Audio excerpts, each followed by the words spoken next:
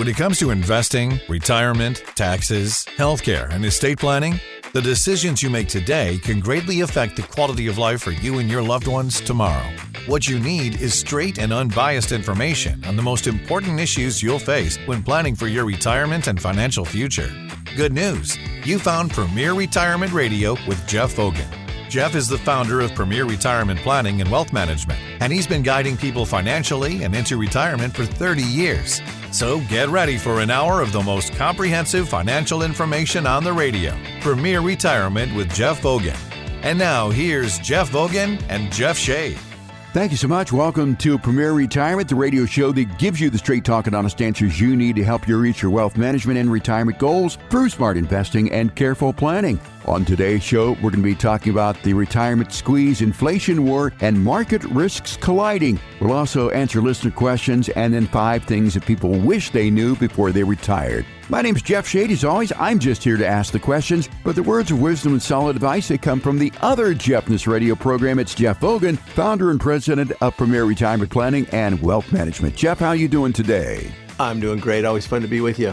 Always glad to be with you, Jeff, and of course all the great people here of the greater Tucson area. We really do appreciate you including us in your weekend plans. Jeff, right now we're in what I'd call the perfect storm for retirees. Rising inflation, geopolitical tension, uncertainty around interest rates. For someone nearing or in retirement, Jeff, I mean, it feels like everything is hitting us all at once here. Is that a fair way to look at it, everything, or should we just break it down to one at a time or just take it with a grain of salt? No, you can't take it with a grain of salt, especially if you're getting ready to retire. We're thinking of, there's a perfect storm. It's been an everything bubble for quite a while. I've been saying it. Nevertheless, we've still been in the market following the money, and there's still been some buy opportunities that have helped us beat the market consistently on our investments, but also there's products and services out there that help us guard against losses with principal protection, tax benefited income, and guaranteed income. The deal is there's so many things out there that we can't control. We can just basically fly by the seat of our pants, hold and hope, and say, oh, well, over the long term, the market does great, so let's just hold it in there. But who cares? I just read some kind of quote that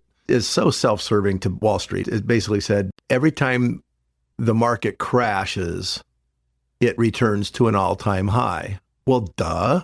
Of course it does, because over the long haul, it always goes up. So it's always going to get a long-term high. Well, why don't we finish that statement and say, after every all-time high comes a correction or a crash. Every crash has followed an all-time high. So, okay, so the market crash. So if you just hold on, it'll always come out and make another high. It will. But if we look at the 2000 crash, when the dot-coms bombed, it went up and then the banks crashed again and then it went up. The NASDAQ, which is the OTC, the most aggressive market, which is where we've seen most of the gains the last 10 or 15 years, and that is the AI and most of the tech stocks, chip stocks and so forth, energy stocks, all the stuff that powers this future AI world that we're looking forward to. And by the way, I think the AI still provides wonderful opportunities, but it also is a little overly hyped and there's a lot of scammy investment advice going on there too. So you have to be very careful and picky when it comes to evaluating those opportunities. And it doesn't necessarily follow fundamentals. It follows a lot about technology, market share, positioning, and so forth that most people just don't get their hands on because they don't spend enough money for the information. They're not analysts and they don't go visit the companies and they don't look at the market as a whole. They just hear somebody on TV say, oh, buy this AI stock, and everybody just runs and buys it, all to basically fulfill the agenda of Wall Street. But bottom line is Wall Street, you can follow the money and see what they're doing, but they're getting a little bit skittish as well. If you look at the history of Wall Street, they want all your money to stay in there long term. But if you're spending money or getting close to spending money, think of the NASDAQ. I was getting to that point a minute ago. It took 14 years between 2000 and 2014 before it ever made that all-time high again. Now, if you don't have to spend a dime over that 14 years and you're averaging in by continuing investing your 401k, that's great. And so that statement is the market always hits an all-time high after a market crash. Well, that's great. If you've got 10 or 15 years before you retire, then it's not a big deal. But the people that I think listen to my show and are out there right now listening, probably 90%, are either retired, getting close to retired, because we call it the Premier Retirement Show. Why would somebody 20 years old care? Maybe they are. I get a few young listeners, and bless their hearts for listening and starting to plan early, but most people really don't. And honestly, what I tell those young people is just be consistent, average into the market, don't spend that money, live on less than you make, and do all those things that you hear, just basically good sound advice. But the fact is when you're spending money you don't have the option to wait out the market. You are locking in losses and you can't recover from those kind of losses. When you lock in a loss, you cannot recover from them. Those are permanent losses. When you sell stock at a deficit and try to live on it, that stock never gets to the all-time high. So all the money you spend while the market's down never comes back to an all-time high, just the rest of it does. So that saying is really half-baked. It's not even half-baked, it's probably quarter or 10% baked, because it's not really showing the full story. The full story is, where are you in the cycle of saving? Where are you in the cycle of spending? How soon are you going to need that money? How much risk can you afford to take? And what are all those elements and those things that you mentioned are this perfect storm of things that we can't control that are brewing? If there's 100 things out there that we can't control, maybe 10 of them that really matter, and all of them are kind of looking negative right now, do you just go off and stick your money in a coffee can, put your head under a pillow, and hopefully you wake up when it's better? Well, some people would probably love to do that. Other people, are, of course, the industry says, just hold on, it'll come back, no big deal. Well, what about the money you need to spend in the meantime? That doesn't come back. So that's really not a good sound advice. What is good advice is we've had some really good years in the stock market, probably more than we deserve, way overvalued for way more time than historically is feasible or reasonable. And it's a great time to take profits on what I consider, and Warren Buffett and other smart people consider, overvalued stocks. People on TV are finally all of a sudden saying, hey, maybe this is real. Maybe we are in a weak position. We've got guys that call the last few crashes hoarding cash. We've got Buffett hoarding cash. Ray Dalio, the biggest hedge fund manager on the planet, probably the most successful ever, hoarding cash. Druckenmiller says he's hoarding cash. We've got some of the biggest hedge funds, banks, and everything are going into cash or short-term government bonds. Why? Because they believe a crash is imminent. So if we follow what the smart money's doing, and even the Bezos and Zuckerberg and Jamie Dimon and all these big stockholders of huge companies are dumping their stock. They haven't bought any stock for a few years. All the transactions they made are sales. Well, why would they keep selling stock and pay taxes on it when they could just borrow against their net worth all day long for just the cost of interest? If they think their stock is going to go up more than the cost of interest, which is 5 or 6% probably to them, then why would they be selling? Well, it's because they don't believe in their own company's stock, and they don't believe in their own company's present situations as being in growth mode. They want to probably buy those stocks back when they're lower and when they have a chance to, get a deal on them. All the while they're talking Main Street and to continue to buy them. So, yeah, we are in a perfect storm. If you can't afford to risk all your money because you might need some soon, then you need to take some action. And that action is control what you can control. There are options to control exactly what you need in income, guaranteed income. There's predictable income, principal guaranteed products, guaranteed interest rates. And you can build a plan with enough guarantees on enough of your money to where you don't need to worry about the what ifs and the perfect storm that's brewing that might blow us up in the stock market. If you don't have all your money in the stock market and you have an income that you can live on, then who cares? You can wait the storm out. You can wait till it makes its all-time high again. Not a big deal. It's not a critical event for you. But too many people have been so jaded and so comfortable with the last 10 or 15 years in the stock market because every little correction has been very short-lived, been manipulated, and we printed money to get us out of it. Now, we may still continue to have these quick little corrections. I don't know, but a lot more people are saying it looks a little bit more real this time. People that are talking about it now weren't talking about it during these quick corrections. They were saying, oh, bull market, just stay in there. And looking back, I guess they were right, even though we did have a hiccup in 2022. We had a hiccup last year, 20% correction. Of course, just with some hype and speeches about tariffs and no tariffs and all these different things, we got back on track.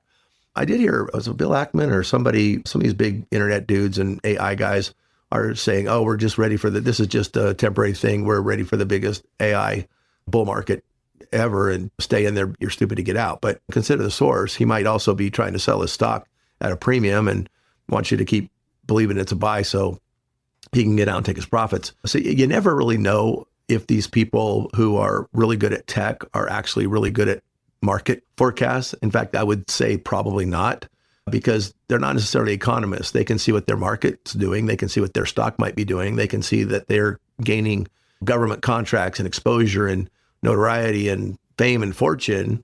But does that mean the whole industry is? Does it mean all the stocks are going up, or is it just that sector? And is that sector going to pull the whole market with it? Maybe, maybe not. There's still a lot of things that are interest rate sensitive that aren't going up very well. Like housing's going up only because people with cash can afford to build new or buy with cash. But people who used to be able to afford a house because they could finance it are few and far between anymore. Most of our kids and grandkids are going to have trouble buying a house, I anticipate, unless they have super good jobs or they become trust babies because their parents are rich. I don't know what'll happen, but there's a lot of things that are a lot different than they were when I was growing up and I was trying to buy my first house, when the economy was based more on fundamentals than hype, printed money, government BS, and fake jobs numbers, fake economic numbers. We don't even know if what we're getting is real or what we're getting is just a manipulation to help us feel comfortable about continuing to buy stocks when the smart money is selling while Main Street continues to buy. The huge number of Main Street, in other words, just households that own stock now, are higher than it's ever been.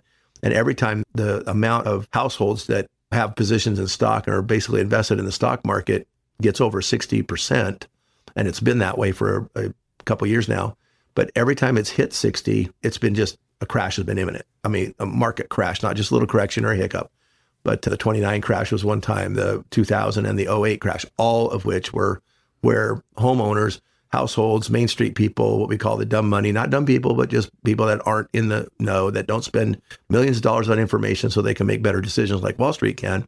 They're getting involved because they're getting hyped into it while Wall Street knows better and are happy to unload their inventories of stock, get their hedge fund managers out, get their pension funds out at a profit, lock in those profits, go into some short-term bonds and things that pay interest that don't lose money and are principal protected so that they can get in the market and buy low. That's why right now, more than ever, I really like principal protected assets that are indexed.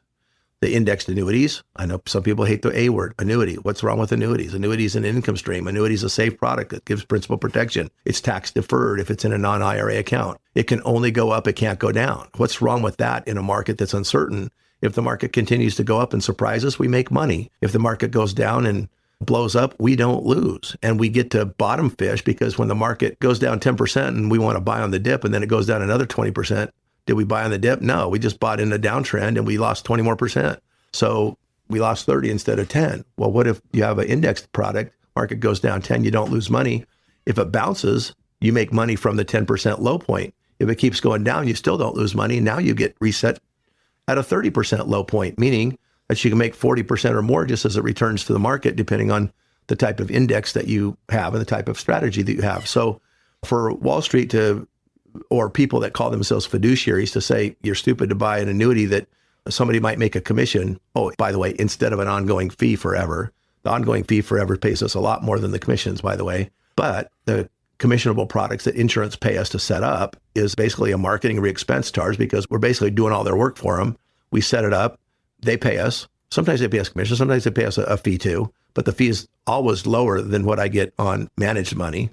So when Wall Street says, oh, don't do that because, oh, your agent's greedy. No, we're just trying to set people up in a situation where they feel comfortable so that they can take more risks. They can stay in the market, not feel like they have to run for cover every time the market takes a hiccup and miss out on those long-term gains.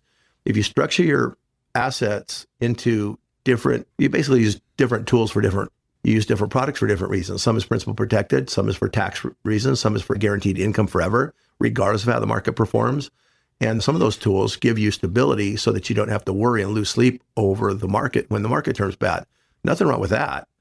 People come to me because they don't want to lose sleep over their money, or they're worried, or they hear the story about Norm, who ended up investing $1 million in the year 2000, right before the market crash, ended up running out of money in 10 years, wondering when it was ever going to come back. But he spent his money. And people hear that story, they read it in my book, or they hear me say it in an event or tell it to you on the radio. I've said it probably, 100 times by now, the last 10 or 15 years. But when you hear those stories, like, man, I hope I'm not getting myself in that situation. I hope I'm not taking enough risk. So you want to reduce yourself of those worries. And that's why people come here and talk to me. And I don't want to worry about your money either. I want to put you in a place where I know you're going to be safe, where I know that my phone's not going to be ringing off the hook. If I have 500 clients who's got all their money based in the market and they're living on it every week, I don't have time to field that many phone calls. In fact, when the market have hiccups, I rarely get calls because we have a plan. We already know how it works. We know that our money that we're using for income on a month-to-month and a day-to-day basis and a year-to-year basis, and even for those every once in a while purchases, is in a guaranteed or predictable account that doesn't go down when the market does. And if you've got unlimited wealth, then maybe you can risk all of it because no market crash could put you out of commission. If you're a billionaire, you'd probably be okay. If you've got a few 100,000 or even a few million and you're living on a comfortable lifestyle, a good market crash that wipes out half of that could set you up for disaster 10 or 20 years down the road if you have to spend money while the market's down. Our whole idea is to do exactly what you alluded to in the beginning with this perfect storm of events and things that should probably have a lot of seniors and retirees and pre-retirees worried is real. You should worry. But if you have a plan, you don't have to worry. And that's why if you don't have a plan, get one. If you do have a plan, review it and make sure that you're still protected from all the storms that might turn out to be bad storms. Talking with Jeff Hogan of Premier Retirement Planning and Wealth Management here in Tucson and Mesa, and we're talking about the retirement squeeze today that is worse inflation and the market. If the market dropped 20% tomorrow, would your retirement plan still work, or would you be forced to make some tough decisions like cutting spending, delaying plans, or maybe even going back to work? Well, that's the question that most people do not ask until it is too late. Right now, Jeff Hogan and the team here at Premier Retirement are offering a complimentary retirement roadmap review to help you stress test your plan against exactly these kinds of risks. To get yours, call 520-780-9059. Now, there's no cost and there is no obligation whatsoever for this retirement roadmap review. 520-780-9059. You can also request it online and find out more about us at premret.com. That's PREMRET.com. Don't hope your plan works. Know that it does. Jeff, I want to talk about geopolitical events here. And of course, we're in this war right now. At least we're involved with it with Iran. When something like this happens, I mean, I know you're up early, you're trading stocks. Does it present opportunities? And what sort of opportunities has this war presented for your clients? Well, we're seeing a lot of people worried about the price of oil. Obviously, oil has gone up considerably, about 40% in the last month or so due to this. So if you jumped on oil right away, you did well. If you jumped on energy stocks, you're up anywhere from probably 5 to 10% in the last few weeks. And the thing is what's being sold off. A lot of tech stocks. I mean, we've seen the NASDAQ just in the last month go down over 5%. Year to date, it's down about 8 as of earlier this week. We did have a nice bounce on Tuesday. It looks like every week we have a bounce. And then it gets kind of soft and choppy again. So the trend is still down. A lot of the in the know people still think we're in a downtrend heading towards recession, but we always get these little bounces, which gets everybody excited to go back in and think they're buying the dip. Well, you're really just buying the downtrend and in these downtrends. And I would hesitate to think that we're buying a dip until the market, gets back up maybe another 5 or 6%, starts making new highs on a week to week basis. Then maybe we're out of the woods. But I think there's just too many things that have culminated into the perfect storm you're talking about. If gas goes up and oil goes up, then everything goes up. Food, utilities, insurance, everything, consumer goods, just from the transportation costs alone, makes everything go up. So what happens when we have inflation? Sometimes they raise interest rates in order to try to curb inflation. Now, the Fed did say that they don't expect any interest rates up or down changes right away. And I think that gave the market a little bit of comfort, in addition to Trump, who says about every third day that the war is almost over, and then we find out that it's really not, and that somebody gets bombed, and the Iranians say, no, we're really not having talks. So do we really know if it's going to be over? I don't know. I think most smart money thinks that oil is still going to be a little tight for a while. The Strait of Hormuz is still being compromised and complicated and difficult. Even if we do end up ending the war, there's still some issues there. There's still a lot of oil structures, refineries, and production capability that's been destroyed, especially there. 20%, I guess, of the oil supply in the world comes through the Strait of Hormuz from Iran. So that's a pretty big deal if their infrastructure has been damaged enough to not produce oil. So that means there's a lot of opportunity for other oil-producing countries to, because of demand, to raise their prices, to make some profits. And I think the energy stocks will probably be where strength lies for a while. I thought defense stocks were going to do better, but they really haven't materialized as winners as much as I would think so, given the fact that America's dropping a bunch of bombs and shooting a lot of missiles, and we're not seeing a ton of action there. We've seen it a little bit, but I would say we might see a bounce in oil and gold, which is down about 30% from its highs, meaning that just to get back to its highs, you're probably going to make 40 or 50% on some of these gold ETFs, mining stocks, and so forth. So there's some opportunity there. We've got just a really volatile market, and it seems like the market plays games to sucker the Main Street investor, not the Wall Street guy that knows about fundamentals and knows what's really happening on the inside. When you see the market go up 3 or 4% in one day, that's ridiculous when it's been down 8% for the year. And that's the kind of moves that we can see. And then we see it go down 2 or 3% 3 days in a row. And so basically that one big day was wiped out, got everybody suckered in, and smart money ended up able to sell their stock at a premium and then rebuy it down the road at a discount. So we have to be careful and understand who's really driving the market. And it's definitely not the individual investor. I don't even think it's economics. I think we have hopes that the war and everything's going to probably be done or down, but I don't know. That's just because Trump said so doesn't mean it's going to happen. He's been wrong about a few things. A lot of people give him maybe a lot of credit for being right a lot and to doing the right thing, but the jury's still out on whether or not this war was the right thing, or if they had all the information, or if it was just Israel sucking us into it because they were scared, or if indeed Iran had nuclear weapons, they were really going to bomb us. So if that's the case and they had the intel, then I'm glad we did what we did and maybe stop that process, and hopefully we'll continue to stop the progress of our enemies making nuclear weapons to use against us. But bottom line is it does hurt oil. It makes things a little bit harder to manage when you're looking at the market on an overall basis. But like I said, the defense stocks have really underperformed. I'm really surprised. Like Lockheed Martin is down 10% in the last month. I mean, shoot, while oil's up 3-4 times that. So it doesn't make a lot of sense. I mean, I just picked one stock out of the blue there, but that have been watching and have owned recently. But I don't know what the future holds. That's the thing. Nobody has a crystal ball. Even the people that have good experience don't. And I've been expecting some sort of a correction for quite a while. Nevertheless, the last couple of years, we have had some exposure to the market and done well, but that doesn't mean we'll always do well. If everything starts selling off at the same time, it's just time to get out, sit on the sidelines, get into some short-term treasuries, make 3 or 4%, be happy that you're not losing money. And we might be getting there. We'll have to see how the oil and the energy markets do, but I think that's the last place that I think we can find consistent strength right now. Maybe the gold and silver markets will rebound a little bit if dollar weakens and we see other things happen. But again, it just remains to be seen. Sometimes these times, although they're worrisome and they're a lot of moving parts, they're kind of exciting, they're exhilarating, they kind of get my adrenaline going, they make me pay attention more. I trade my own portfolio right alongside how I trade my client's portfolio. My money's divided up into different risk categories, and that's what my clients ride. So if I'm trading my stocks, they're getting the same trade. So we're inseparably be corrected. And obviously I am very vigilant when it comes to my own money, as I am vigilant to my clients' money. But as long as they have assets that are creating income, creating stability, creating peace of mind, then we're a lot less worried. And that adrenaline rush is more an exciting rush, not a fear rush where we're scared out of the market at the wrong time or scared into making rash decisions that end up causing us frustration down the road. Jeff, we've talked about markets. We have talked about war here. Let's touch on inflation a little bit for this segment. The real inflation numbers versus the official numbers, they are really quite different, aren't they? Well, they are. I mean, you're looking at hundreds of different items that they put in the basket of goods to determine what the CPI is, Consumer Price Index, as consumers of all kinds of products. But if you think about the typical retiree, even the typical person in general, if you think about what really matters is, they buy gas, they buy food, utilities, maybe housing costs, insurance.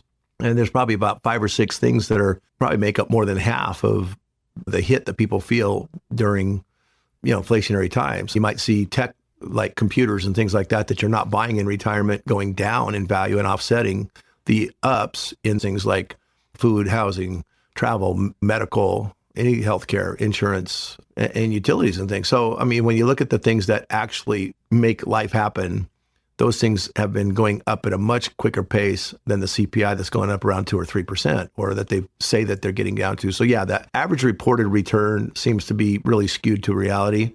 If you were buying some of everything on the planet, then it might matter, but most people aren't, especially the 50 or 60% that are either working and living on fixed incomes or retired living on fixed incomes. Maybe it's more than that. But bottom line is a lot of people are just barely making ends meet, and it seems to be getting harder right now. Talking with Jeff Hogan on Premier Retirement Planning and Wealth Management here in Tucson and Mesa. We've been talking about the retirement squeeze here just a bit, and that includes inflation war and market risk colliding. Jeff, let me talk to our listeners here for just a moment. No one knows what oil prices are going to do next. No one knows what the Fed will do next. And no one knows how long this geopolitical tension is going to last. But what you can know is this: whether your retirement plan can handle it all. If inflation stays high, if markets stay volatile, if interest rates stay elevated, will your income hold up? Will your portfolio protect you? Will your plan actually work? That's why Jeff Hogan and the team at Premier Retirement Planning and Wealth Management are offering a complimentary retirement roadmap review to help you understand exactly where you stand right now in today's environment. Call 520-780-9059. Ask for your Premier Retirement Roadmap review at no cost and no obligation. Entirely complimentary. It's 520-780-9059. It's just a casual one-on-one conversation with Jeff to get the answers that you need to put you on a path towards a confident retirement. You can also find out more about our firm online or make your appointment for that roadmap review at premret.com. That's PREMRET.com. Don't wait for the next headline to make decisions for you. Get a plan that's built to handle all of them. Jeff, time for a break. When we come back here on Premier Retirement, we've got listener questions, and then later on in the program, 5 things that retirees wish they knew before they retired, when our program continues here on 790 KNST, Tucson's most stimulating talk. You can't start a trip you've never taken without a plan, and you can't start your retirement journey without a comprehensive plan to get there safely. To request your no-cost Premier Retirement Roadmap, call 580-780-9059 or request it online at premret.com. Now back to more Premier Retirement with Jeff Hogan and Jeff Shade. Thanks for joining us this fine April weekend. You're listening to Premier Retirement with Jeff Hogan. My name's Jeff Shade. We're here for you each and every week for your physical fitness and your financial education. Also want to remind you we're on the air for you 4 times a week, Saturday 7 a.m., 9 a.m., and 1 p.m., also Sundays at 11 a.m. And as always, we're on the air for you 24 hours, 7 days a week with our podcast. Go to wherever you get your podcast, search for Premier Retirement with Jeff Hogan. You'll find this show and all of our past shows so you can stay on top of your journey towards a confident retirement. Once again, our phone number, 520-780-9059. If you would like to take advantage of the opportunity to get your Premier Retirement Roadmap, absolutely no cost and no obligation. Okay, Jeff, time for listener questions. Joseph is listening to us in Vail, and Joseph says, with markets near highs right now, should I be taking risk off the table or staying fully invested? Well, you never get hurt taking a profit, especially if you need the money to live on, or if you want to bridge an uncertainty and you feel uncomfortable. It's not a big deal to take profits when the market's at an all-time high, and it's pretty close to that right now, especially if you think the market's volatile and there's a lot of smart people saying that it is due for a correction and probably even a recession coming. So all the indicators that I've talked about over the last couple of years indicate that a recession is going to happen and the market's going to correct. We don't know when. The market does what it does when it feels like doing it, not when we want it to, but there's a lot of reasons to take profits off the table and a lot of reasons to be cautious and very vigilant about the stocks and bonds and different things that you pick and buy at any given time. But there might come a time when everything is so volatile that you just want to get out of everything. I mean, we're looking at even they're typically the safe haven is like dividend stocks and things like that. They go, I'll just go into dividend stocks for a while. Well, guess what? The dividend stocks if you look at the S&P dividend ETF is down 6.5% just in the last month. Well, that's actually less than the market index is down in the last month. So do dividend stocks actually protect you? No, they're just stocks. They're just like everything else. So there's a lot of different things that you have to consider. And just because Wall Street says, oh, well, don't get out of the market, just buy different kind of stocks. Well, if the market's bad, all stocks are going to go bad. Fidelity has a dividend portfolio. It's also down over 6% just in the last month. A lot of things that maybe are counterintuitive. And some of these indicators are when even those things that are considered safe havens are getting beat up and going down. There's just a lot of indicators that aren't looking very healthy right now. So again, you never take a loss if you take profits, right? If you wait, you might take a loss because you might have to sell at a lower point eventually than maybe what you paid for, the last tranche of stock you just bought. So if you've been dollar cost averaging in, you've been growing your assets, you've been probably taking advantage of these great overvalued markets. And we've tried to do the best we can doing that. We've also been in principal protected accounts that have done rather well the last few years based on, the stock market going up. Our LERPs and fixed index annuities are between about 6 and 15% the last couple of years with no risk. I think that's pretty strong. And we're locking in those losses. So if the market's gone down 5 or 6 or 7%, we're not giving back any of that. We're keeping that. So there's nothing wrong with taking profits and moving into some sort of a principal protected index account that will still go up. A lot of other people think that we might be kind of at that high point where we might see some correction anytime soon. And again, it's not the first time I've said it. In spite of that, just because I think it, I know that, I don't have a crystal ball. I've never shown anybody one. So again, it's just based on history, based on what should happen. We're at a kind of an all-time risk, everything bubble type time. And so it wouldn't surprise me when this happens, but it probably will. Everybody else who's smart thinks it will. And if you want to take profits, you won't get hurt. And if you want to think that just because you've saved a lot of money, that somehow the market's going to smile on you. And while it doesn't smile on everybody else, you're going to be in for a rude awakening. The one thing is we have to remember, like John Templeton said, the worst words or the most dangerous words in investing are, it's different this time. Some people think, well, it's different this time. We used to have big corrections, but now they've been really quick. And because the government could print money, and because this and that and the other thing happened, and because everybody says the forward price earnings ratios are X, and we're basing it on what Kramer or some talking head said on TV, it's different this time. It's not. It's always going to turn out the same because history repeats, and it has repeated for 100 years. And I don't expect it not to repeat. It might look a little different, but we're going to go through some corrections during anybody's retirement plan that is a few decades long, and it should be. If you retire and you want to live a nice long time and enjoy that money that you've saved, then plan for a long time. But just also, you're going to go through a couple of market corrections. How are you going to weather that storm? Because you have income set up from other sources, hopefully, and because you're not relying on the market that's down 50% to take income from, or you're going to lock in those losses and you're not going to last a few decades. You might be, happy you die early, or happy your kid has a big house you can move into to share it with them during your final days. Sometimes that's the best retirement plan, is having a rich family member that can take care of you when you run out of money. Well, I don't think that's really what you want. Nobody really wants that. Nobody wants to be a burden on anybody else. They want to retire on their own terms and make their own money last. And so I guess your question, I answered in a long way, but if you can't afford to lose it, then take the profits. You'll never get hurt doing that. Leave enough money that you can still feel good about swinging for the fences and being in the game, but make sure your income is solid. Make sure it has some sort of inflation protection, or at least a buffer that you can grow your assets to some account so that you can increase income at future dates when things get a little bit more expensive, or when you need that unexpected expense, or even that expected future expense, that you've already got some plans for that, where you can feel confident it's going to be able to happen without you saying, well, I'm confident as long as the market doesn't crash, or I'm confident as long as something happens that I can't control. Well, control everything you can and leave at risk the things that you can be okay with not being in control of. And if you have to be in control of everything, then you probably shouldn't be in the market at all, because that is totally something you can't control. So again, you have to kind of analyze your own risk tolerance, your own monetary needs, your income needs, your comfort level with a variety of different things, and go through all the what ifs. If this happens, if I'm going to be okay. And if you can go through that checklist and say, oh, I'm okay through all these scenarios, then you're good to go. But if you don't, then whole different story. Joseph, thanks for listening to us in Vail. And of course, we'll send you out Jeff's book, Retirement, The Road Ahead. And again, if you want to further the conversation with Jeff, call 520-780-9059 to have that one-on-one conversation. 520-780-9059. Okay, Jeff, Richard is listening to us in Marana. Richard says, at what net worth should I start worrying about estate taxes, and what can I do now to reduce that exposure? Estate taxes right now are at about $15 million per person. If you're married, you can get it to 30 with a trust by dividing it into two trusts, basically an AB trust, an above ground trust, and a below ground person. In other words, there's a survivor trust and a decedent's trust, and you can divide it into two and double the amount. There's been a lot of talk about trying to reduce those. I think as the government digs deeper into deficits, and all the rich people that are hitting those tens of millions of dollar levels are typically retirees, baby boomers that are continuing to accumulate wealth.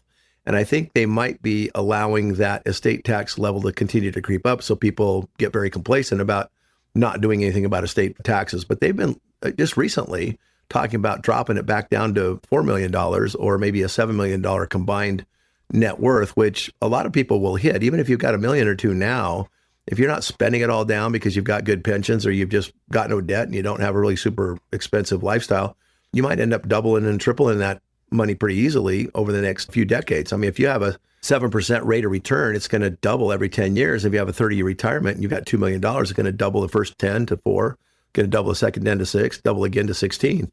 Well, if they drop the estate tax limit to 4 or 5 or 6 or 7, you got a big problem, about a $10 million estate taxable issue. And 40% of that or 50% of that is somewhere between maybe $5 and $8 million. So do you really want that? Or do you want to just assume that because it's 15 million right now and you're at 5 or 10 million, that you shouldn't have to worry about it?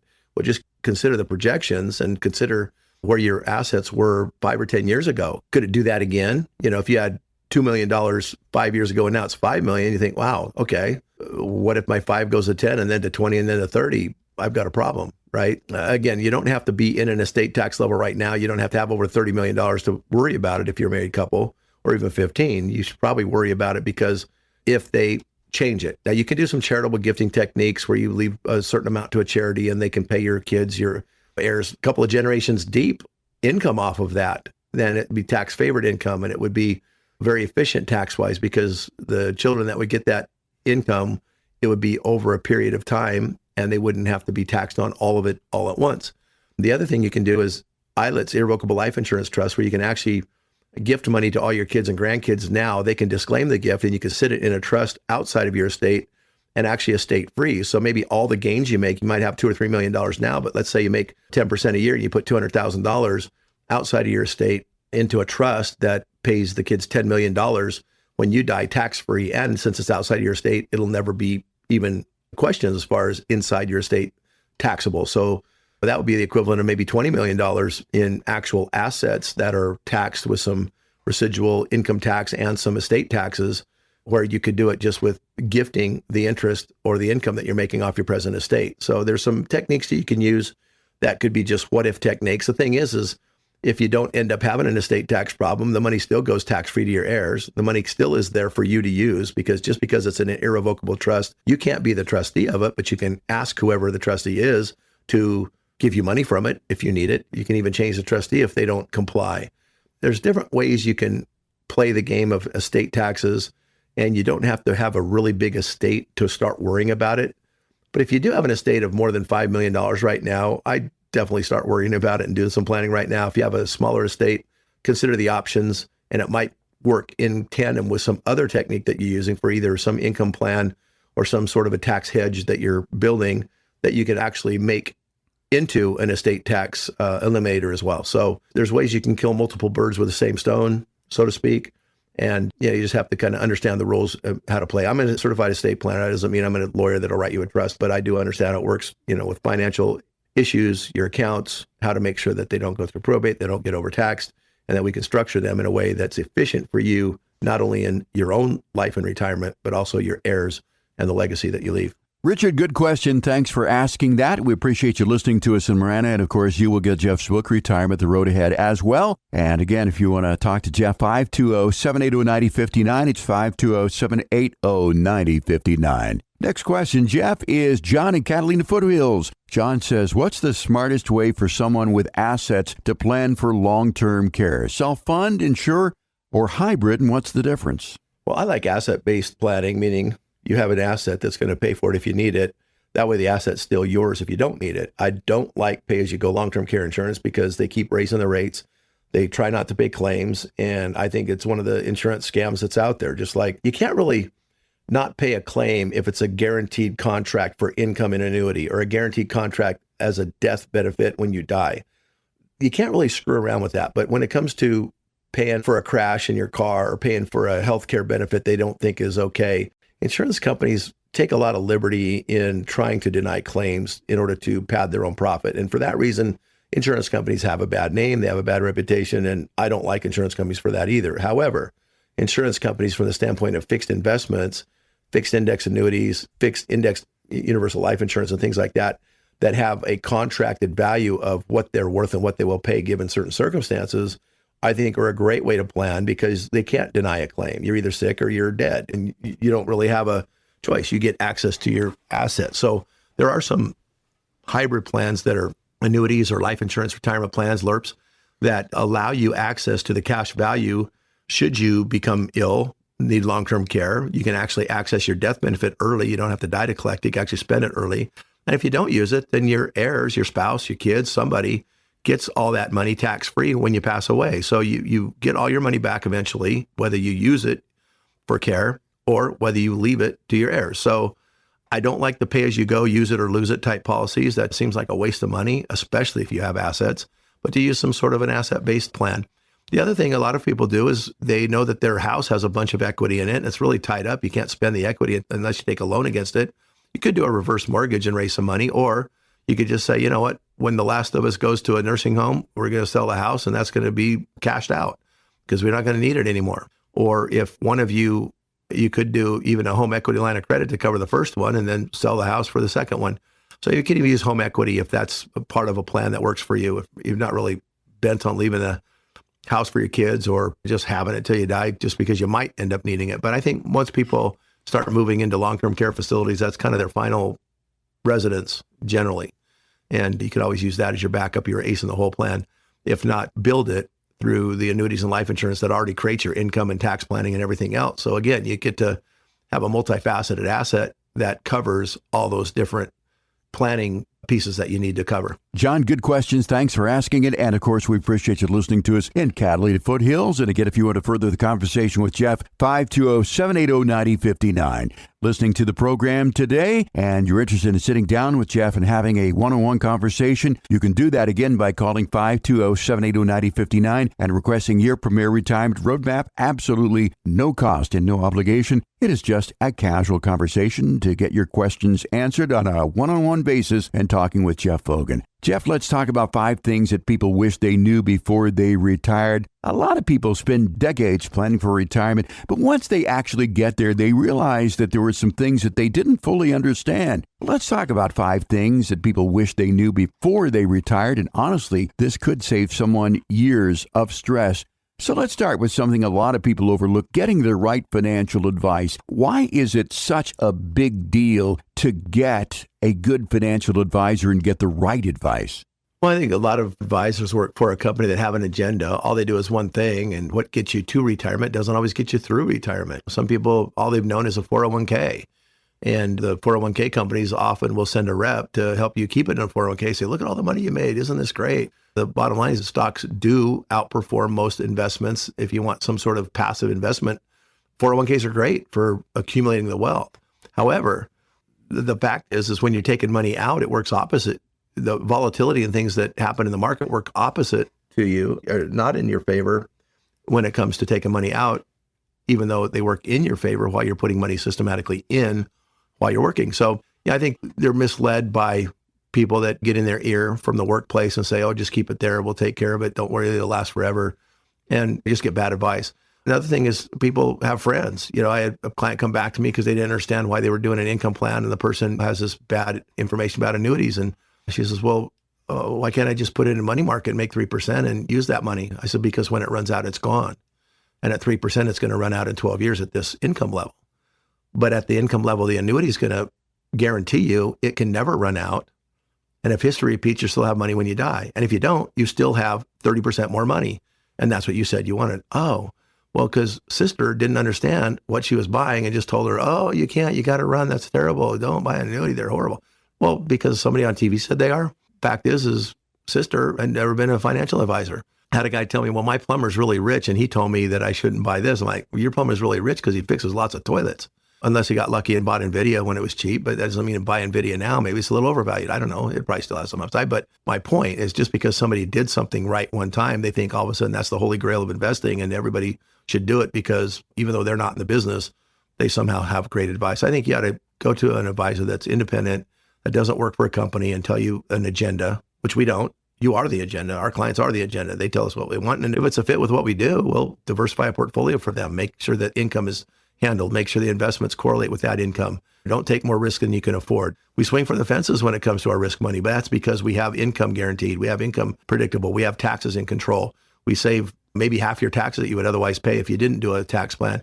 And we give more to your heirs than you would otherwise if you paid it all in taxes and deferred all your IRA money till you died and they had to pay taxes on it or whatever. The fact is a true plan includes a tax strategy, income planning, sequence of withdrawals that make sense, planning around the sequence of returns risk, which is unknown, and basically just tweaking the plan, making small incremental changes that make what would be an okay plan if you just went with the status quo and did what everybody else does with some risk, or take all that risk off the table and have a great plan where you don't have to worry and you end up having more when you die. You have more for long-term care when you get there. You have more for your kids. You save more in taxes. You have more to spend on a month-to-month basis, and you live longer because you don't stress out every time the market has a hiccup. So again, if you don't do stuff, these little small inefficiencies will compound and make things exacerbatedly worse. And if you do have a plan where small efficiencies, little incremental changes they also compound and make a decent plan an excellent plan with very minor tweaks. If you just look at it and you look at the overall benefits you're getting by making those small tweaks, and we can show you on a spreadsheet what makes sense. We can compare your plan to our plan. Say, if you keep going here, and if history repeats, this is where you're at. This is where your taxes are. This is what you end up leaving to your heirs. If you do with this, pay a little bit more in taxes now because we're doing some tax planning, and you pay a lot less taxes over time, and you give it all to your heirs with less hassle, and you spend more and you give the government less, which is fine because they just waste it anyway. Keep it in your family and sleep better. So again, a good advisor has discipline. They keep you disciplined because you have a plan in place so that you know when weird things happen, you don't have to react and try to fix stuff that's breaking, rather than you already have a plan so that you don't have to worry when the hiccups happen because you're still getting a paycheck, you're still paying your bills, and you don't have to have knee-jerk reactions that affect you and end up costing you money over the long term.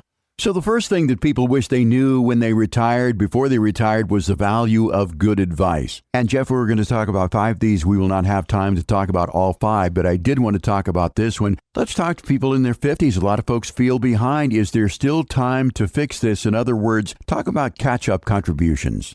Well, the catch-up contributions honestly aren't a whole lot. I mean, we can do an extra $500 or $1,000 here and there on an IRA. You can do an extra $6,000 or $7,000 on a 401k. And honestly, if you've got a long way to catch up, you might want to do things outside of maximizing your 401k, getting the match, and also doing an IRA if you can still qualify for it. But if you're finally in your 50s and at the point where you're making more than you're spending, and maybe it's been a long time since you've been able to do that because you had kids that cost a lot to feed and just bills, paying off the house, and now you're finally in a position to save, you can accelerate that saving, not just in the 401k and IRA market, but also in non-qualified assets. We love adding a LIRP to the mix, life insurance retirement plan, which is just like a Roth on steroids, where it grows. It actually creates more income than a Roth IRA. A 6% return on a LIRP will create more income long-term than a 10% return, average return in the stock market on a Roth. And I could show you the math and show you exactly how it would work. Reason being, a Roth IRA, you put in, you get tax-free growth and tax-free income, but you take the money out, it's gone. With a LIRP, you get tax-free growth, tax-free income, but you're actually not pulling the money out. You're borrowing it from the growth in the account. Historically, the accounts grow at about 1% to 2% more than the loan cost. And that is if you choose the right one. There are some policies out there by big names that you want to run from because you're always going to borrow at a higher cost than you make on your money. I mean, there's one I saw that some executives at a local company that has a lot of business here are using because this company promotes it to all their execs. You're guaranteed to make 4%, but you have to borrow money at 8%. That's going to be a bad deal. That's not going to be a Roth on steroids. That's going to be just basically a high commission insurance product that somebody ripped you off for them. But there are insurance products where you buy as little insurance as you can, you overfund it, you take more out, the cash value continues to grow, and you borrow against it. That would be probably the best makeup ground if you're healthy outside of maximizing your 401ks and IRAs. If you just continue to put in dividend stocks or CDs or mutual funds and things like that, you're going to get this tax hit on all the gains that you make on that money once it's in there. And while you're working in your 50s, you're probably at the highest return potential in your life as far as income goes. You're probably going to be in the highest tax bracket you're going to be most of your life.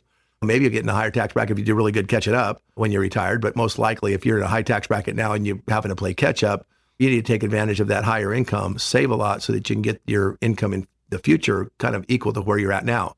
And if that's the case, it makes more sense to defer. And once you put money in those savings accounts, if you don't have to pay tax on them ever again, that's a good thing. So maximize Roths, maximize LIRPs, maximize your IRA contributions, especially the match on your 401ks. But yeah, after age 50, that's kind of where a lot of people start finally realizing, hey, I've only got about 10 years to get ready for this. I'm going to be in my 60s. And when I'm age enough for Medicare, I might want to quit because I don't need benefits anymore. I want to see if I can retire. And then sometimes the work begins. Obviously, if you start earlier, better. But all too often, it really is in the 50s when people finally are able to really start socking away that extra money because they lose some of those expenses. Maybe the home's paid off by now. The kids are out of the house, making their own living, and you're not funding college educations anymore. But bottom line is, yeah, there's time to catch up if you're in your 50s. If you're in your 60s, good luck. That's going to be tough. But better late than never, but plan as soon as you can. Talking with Jeff Hogan of Premier Retirement Planning and Wealth Management here in Tucson and Mesa. We've been talking about things that retirees wish they knew before they retired. If you're within 5 to 10 years of retirement or already retired, this is where mistakes can get expensive and sometimes irreversible. That's why Jeff and the team at Premier Retirement are offering a complimentary retirement roadmap review. They'll walk you through whether or not you're paying unnecessary fees, whether your income plan actually is sustainable, and whether there are tax mistakes hiding in your portfolio right now that can be corrected before it's too late. This isn't a sales pitch. It's a real second opinion on your retirement. So if you'd like your Premier Retirement Roadmap at no cost and no obligation. Call 520-780-9059 right now. It's 520-780-9059 or visit primret.com and get your plan dialed in before small mistakes turn into big problems. Well, Jeff, we're out of time for this week. I want to thank you for your time, but most importantly, as I do every week, I want to thank our great listeners for joining us. So for Jeff Hogan, I'm Jeff Shade. Have a great weekend. We'll talk to you again next week right here with another edition of Premier Retirement on 790 KNST, Tucson's most stimulating talk. Investment advisory services provided through Premier Wealth Advisors, LLC, an Arizona state-registered investment advisor. Securities transactions are placed through TD Ameritrade. Insurance and annuity products are offered through Premier Advantage Inc., DBA Premier Retirement Planning and Wealth Management. Investing involves risk, including the potential loss of principal. Any reference to protection, safety, or lifetime income generally refer to fixed insurance products. Insurance guarantees are backed by the financial strength and claims paying abilities of the insurance carrier. The show is intended for informational purposes only and is not to be construed as advice or recommendations. Due to show format, accuracy, and completeness cannot be guaranteed. Premier Retirement and its representatives do not provide legal or tax advice and may only conduct business with residents of states and jurisdictions where they're properly registered.